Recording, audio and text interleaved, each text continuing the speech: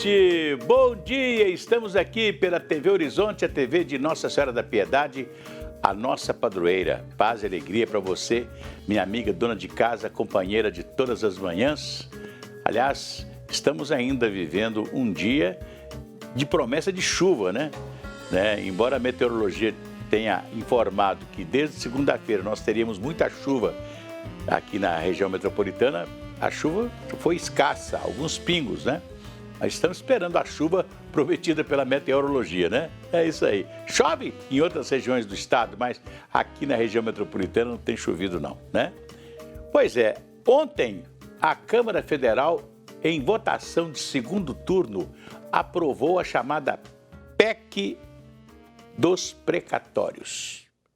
A PEC dos precatórios é uma proposta de emenda constitucional feita pelo governo, né, que retira parte dos recursos destinados ao pagamento de precatórios. Ou seja, quando um cidadão entra na justiça contra o governo, depois de tramitado e julgado, são ações que duram anos e anos, né? Mas depois de tramitado e julgado, ela entra na relação dos precatórios, ou seja, fica na fila para receber a indenização reclamada pelas pessoas que entraram na justiça contra o governo. E demora muitos anos, né? E o sujeito fica ali tempo para receber.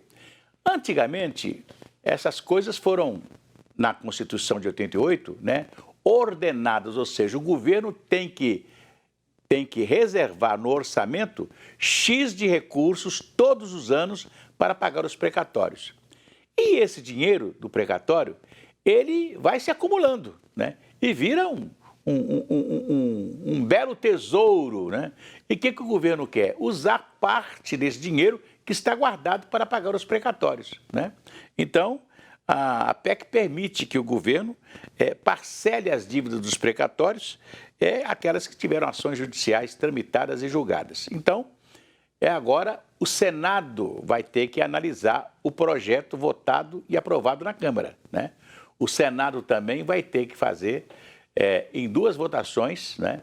Se por acaso algum senador entrar com emenda e modificar o projeto vai ter que voltar para a Câmara outra vez. E esse dinheiro, o presidente Bolsonaro quer usá-lo no Auxílio Brasil, o que vai ficar no lugar do Bolsa Família, né? Ele quer que pelo menos chegue a R$400, né, o dinheiro que o governo vai pagar àqueles que recebem o Bolsa Família. Vamos esperar. Vamos cantar aquela musiquinha? Vai tudo bem, muito bem, muito bem, muito bem, muito bem, muito bem, bem, bem. Com pílulas de Lúcen. Sabe aquela doseira urinária, aquela sensação de queimação e ardor? Pílulas de Lúcen. Pílulas de Lúcen você vai encontrar em todas as farmácias e drogarias. Pílulas de Lúcen, tá legal? Se persistirem os sintomas, um médico deverá ser consultado. A Anvisa, Agência Nacional de Vigilância Sanitária, aprovou o teste sorológico. O teste sorológico que foi desenvolvido pela UFMG para a detecção dos anticorpos produzidos pelo corpo humano contra a Covid-19, após a vacinação ou uma eventual contaminação. A reportagem é de André Cristino. André. O investimento na ciência tem caído nos últimos anos. Mesmo assim, os pesquisadores se esforçam para manter estudos que melhorem a vida das pessoas. A Anvisa aprovou um teste sorológico para a detecção do coronavírus, desenvolvido pelo CT Vacinas da UFMG. Os estudos começaram em janeiro de 2020, antes da pandemia chegar ao Brasil. Em março, a gente já foi para a bancada para fazer os primeiros ensaios, né, de sensibilidade, especificidade do teste. Envolve, né, toda essa padronização e análise de protótipo envolve uma série de etapas, né? O kit IgG da UFMG é o primeiro teste 100% brasileiro para a detecção de anticorpos contra o coronavírus. A eficácia foi comprovada em laboratórios de outros estados, como Fiocruz e USP. Então, essa validação foi feita em outro laboratório, né, no Rio de Janeiro. Aqui, como a gente tem a comparação com o PCR, nem sempre uma pessoa que é PCR positivo, se a gente tirar uma amostra de sangue dela, ela já vai ter anticorpo. Às vezes a gente precisa de um tempo, né, até o organismo produzir esse anticorpo. Aqui foi feito no CT Vacinas. Aqui também na USP, uma validação foi feita pelo professor aqui foi na Fiocruz, aqui foi na USP. Então foi testado com outros vírus respiratórios, então a gente viu que não estava reagindo, era específico, né, para o SARS-CoV-2. O teste desenvolvido aqui no CT Vacina já é produzido em larga escala. A proteína isolada do SARS-CoV é produzida na FUNED e o kit é montado no Biomanguinhos, no Rio de Janeiro. Apesar de não ser considerado um teste rápido, o diagnóstico não demora a sair. Em cerca de 2 horas, é possível saber se o paciente já desenvolveu anticorpos contra o coronavírus. A placa do kit contém proteínas do vírus. 3 soluções são usadas para isolar e identificar anticorpos. Quando o líquido fica azul, é sinal que a amostra contém o vírus.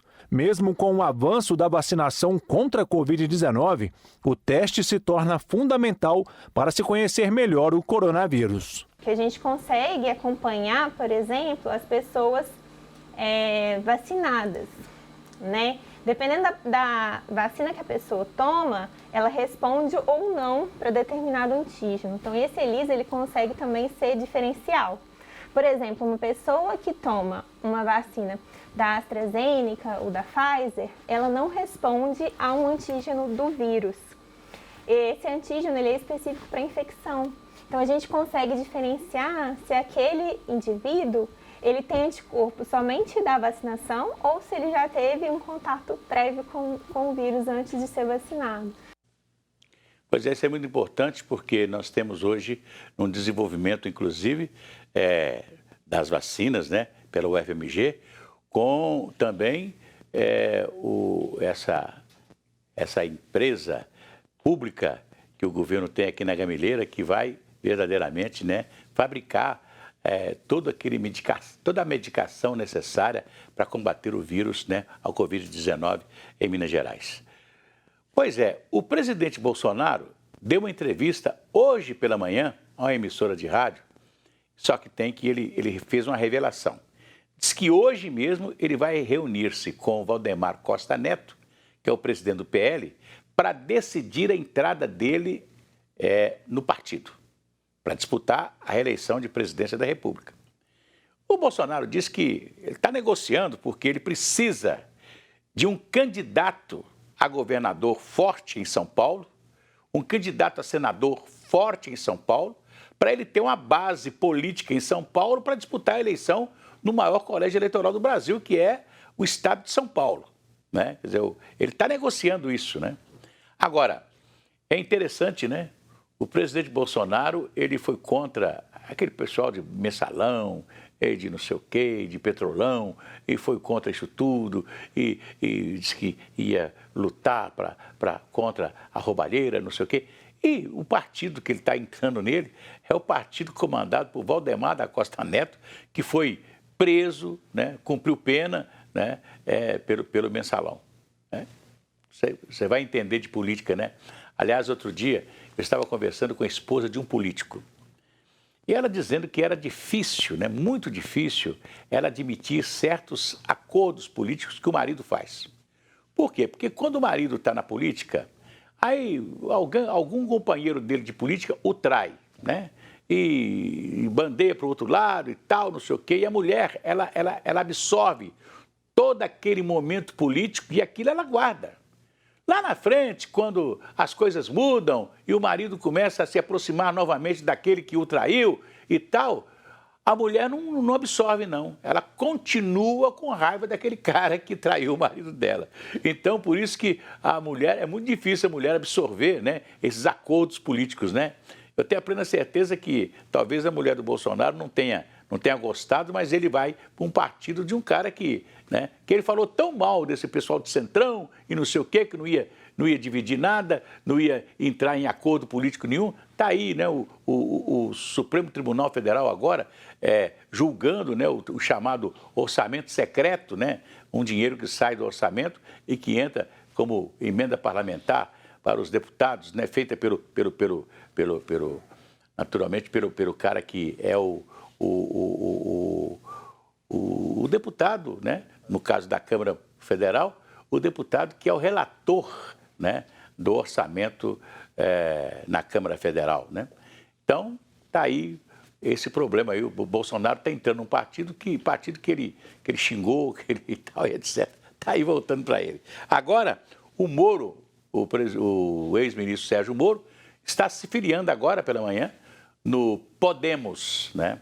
Todo mundo acha que o Moro vai ser candidato à presidência da República, mas ele pode ser candidato a senador pelo estado do Paraná. Ninguém pode reclamar, né? Nós temos aí o presidente da República brigando para pagar R$400 no antigo Bolsa Família, que vai ser o Auxílio Brasil, né? Que ele está lançando, mas que vai vigorar até dezembro de 22, né?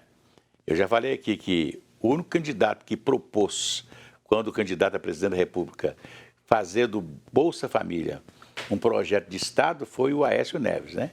Que queria fazer do Bolsa Família um projeto de Estado. Qualquer presidente que entrar, o projeto está ali, né? Ninguém tem que ficar mexendo no projeto a bel prazer por causa de eleição, né? Então, agora o Estado já está pagando R$600, uma parcela de R$600, né?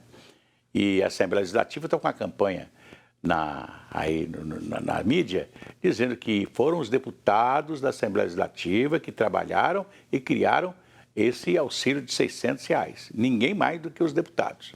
E agora, o prefeito Alexandre Calil, de Belo Horizonte, está, nesse momento, dando uma entrevista coletiva no Salão Nobre da Prefeitura, anunciando o Auxílio BH, mais um dinheiro para as pessoas, né? Eu não sei se a mesma pessoa ou o mesmo necessitado vai receber os 3 auxílios, né?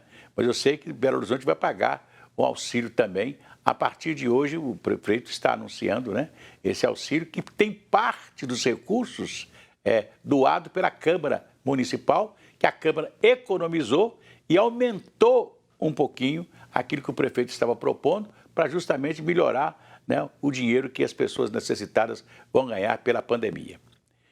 Pois é, vou cantar aquela musiquinha. Se a criança acordou, dorme, dorme, menina, tudo calmo ficou, mamãe tem auricedina, analgésico e antisséptico de uso local para adultos e crianças, todo mundo sabe, dor de ouvido, auricedina. Se persistirem os sintomas, o médico deverá ser consultado. Mais 14 parques municipais de Belo Horizonte passaram a exigir a vacinação contra a febre amarela. A febre amarela. A medida faz parte das ações conjuntas da Fundação de Parques Municipais e Zoobotânica e da Secretaria Municipal de Saúde para a prevenção da doença na cidade. Aliás, o Parque Municipal até hoje está fechado por causa disso, né? A informação é do repórter Tomás Albano. Tomás. Os parques municipais são territórios de preservação de áreas silvestres. Com o fim dos agendamentos para as visitas, a ampliação da exigência da vacinação contra a febre amarela é mais uma forma de prevenção. Em 2017 e 2018, houve uma grande ocorrência de casos de febre amarela no estado de Minas Gerais e a detecção de primatas não humanos com o vírus em Belo Horizonte. Esse ano nós tivemos a detecção de um primata com a presença do vírus. Vale lembrar que os macacos não transmitem a febre amarela aos humanos, atuando apenas como bioindicadores da presença do vírus na região. Para acessar os parques é preciso que o visitante tenha se vacinado há pelo menos 10 dias. Caso contrário, é preciso preencher um termo disponibilizado pelos próprios parques indicando que foi imunizado. É necessário levar a caderneta de vacinação, comprovando essa vacinação, em 2 unidades da Regional Oeste, né? E no restante dos parques da cidade, conforme lista disponível no site da EPABH, na área da Fundação de Parques Municipais e Zoobotânica, nos demais parques, a carteira ou uma autodeclaração dizendo que foi vacinado contra a febre amarela. A vacina contra a febre amarela está disponível nos centros de saúde da capital durante todo o ano, gratuitamente. E a partir de 9 meses de idade, as crianças já devem iniciar o esquema vacinal. Pois é, a prefeitura está exigindo para aqueles que querem naturalmente, visitar os parques de Belo Horizonte, e nós temos vários parques em Belo Horizonte, com a presença dos primatas, dos macaquinhos, dos micos, né? E você encontra aí, qualquer árvore, você encontra um mico, né? Lá eu tenho um terrenozinho aqui em Pedro Leopoldo, a coisa que eu mais vejo lá são os micos, passeando pelas árvores, né? E, naturalmente, alimentando o latido dos cachorros, que quando vê os micos, saem latindo, né? Mas é interessante que você esteja visitando o parque, esteja vacinado contra a febre amarela, né? É a garantia de que se um mosquito ele te picar, qualquer coisa, você não vai ter problema mais com a febre amarela. E interessante que para você viajar, quando você vai viajar, fazer uma viagem internacional, principalmente viagem internacional, você tem que estar em dias com sua vacinação. E vamos dizer assim, a vacinação vem no passaporte, porque o sujeito, quando você chega em qualquer país, ele vai olhar o seu passaporte e vai ver a parte de vacinação do passaporte, né? Agora, o Ministério do Trabalho quer proibir que os patrões exijam dos empregados serem vacinados, né? A vacinação é a forma que você tem de não contaminar os outros. Se você está vacinado, você está sem problema para continuar trabalhando no meio de muita gente. Você imagina uma empresa que tem 1.000 empregados, né? Eles estão ali, podem estar até separados no momento de trabalhar, mas normalmente eles estão em aglomeração dentro da empresa. Na hora de entrar no refeitório, na hora de ir no banheiro, na hora de sair, na hora de chegar. Então, há necessidade do sujeito estar vacinado. E, naturalmente, o Onyx Lorenzoni, que é um apoiador e ministro do presidente Bolsonaro, né, naturalmente atendendo até mesmo o presidente Bolsonaro, lançou uma portaria que proíbe, né, o patrão, naturalmente, dispensar um funcionário, né, um colaborador, porque ele não está vacinado. Ora, para você viajar, você precisa ser vacinado. Para você entrar no parque da Prefeitura de Belo Horizonte, você precisa estar vacinado. Então, estar vacinado é uma forma de você estar bem de saúde, não é verdade, né? E outra coisa, esta portaria não tem força de lei. Isso já foi falado, inclusive, para o pessoal do Supremo.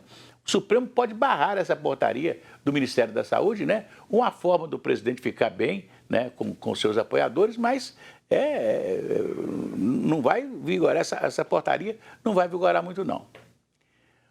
Pois é, e eu quero falar para você agora a respeito de uma decisão do prefeito Alexandre Calil, que baixou uma portaria liberando o comércio de Belo Horizonte em todos os horários, né?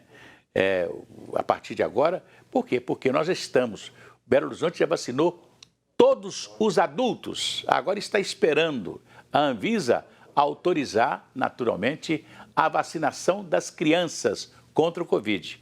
Mas os adultos todos estão vacinados em Belo Horizonte. Isso é muito importante, né? A fase adulta já está toda resolvida, né? Então, por isso, o comércio está... Vocês viram o Mineirão nos últimos dias, né? Jogo do Atlético, jogo do Cruzeiro ontem, né? Aliás, o Cruzeiro fez um papel bonito, né? Se manteve na fase B do Campeonato Brasileiro, né? E agora com esperança de ter um time melhor no próximo ano, né? Então, vocês verem, as torcidas estão aí, o pessoal está se aglomerando. Eu vi os bares e restaurantes, sexta-feira, eu cheguei em Belo Horizonte de Betim, eu estava em Betim na sexta-feira, e cheguei aqui em Belo Horizonte e vi os bares do centro da cidade, todos lotados, com mesa para o meio da rua. Quer dizer, os botecos já estão funcionando, o pessoal está voltando a ter uma vida normal. Então, a prefeitura quer dar ao comércio, né, a liberdade total para continuar funcionando sem problema nenhum. Até porque nós tivemos muito prejuízo, o comércio de Belo Horizonte andou fechado, prejuízo, a cidade está precisando de uma reação, né? Aliás, a prefeitura está voltando aí com as atividades culturais, etc., para a cidade reagir, as coisas melhorarem outra vez, porque foram muitas lojas fechadas, um prejuízo muito grande, não só para quem trabalha, para quem precisa do emprego, como também para a prefeitura que precisa de arrecadar, né? Então, a única restrição no decreto do prefeito são as saunas e danceterias. As saunas e danceterias que, segundo o pessoal da saúde da Prefeitura de Belo Horizonte, tem muitas aglomerações. Por exemplo, você entra dentro de uma sauna, se a sauna está cheia, tem 10, 15 pessoas dentro de um forno, né? Então, ali você está aglomerando, né? A dança, você também, né? Na dança, além de você estar junto da pessoa, porque você dança e é abraçado, não é verdade? Você ainda está aglomerando. Então, ainda tem restrições para a dança e para a sauna, né? E alguns outros comércios que eu não li todo o decreto do prefeito, não. Mas eu só sei que o comércio, de uma maneira em geral, está à vontade para funcionar em Belo Horizonte, né? Aliás, nós precisamos, da prefeitura precisa de fazer um esforço para recuperar, por exemplo, a região do Barro Preto. Sobrou para Belo Horizonte o Barro Preto, sobrou a moda. Nós temos que voltar a ser a capital da moda, né? Ter as lojas funcionando, as sacoleiras vindo aqui, o pessoal vindo de fora para comprar. Nós tínhamos aqui uma tal de feirinha da madrugada, às 4 horas da manhã, na Afonso Pena, antes da Feira de Arte e Artesanato, que a prefeitura proibiu, né? Mas essa feira funcionava, vinha gente de longe, né? Aliás, os hotéis do centro da cidade, eles têm movimento, sabe quando? No final de semana que o pessoal vem para comprar na Feira de Arte e Artesanato de Belo Horizonte. E tem muita gente ali que vem, que serve a comerciantes que vêm do interior, né, que vêm de outros estados comprar aqui em Belo Horizonte. Então, isso é muito importante que nós tenhamos, né, liberdade para trabalhar, né, para voltar o comércio de Belo Horizonte ao que era antes da pandemia. Amanhã a gente volta. Muito obrigado.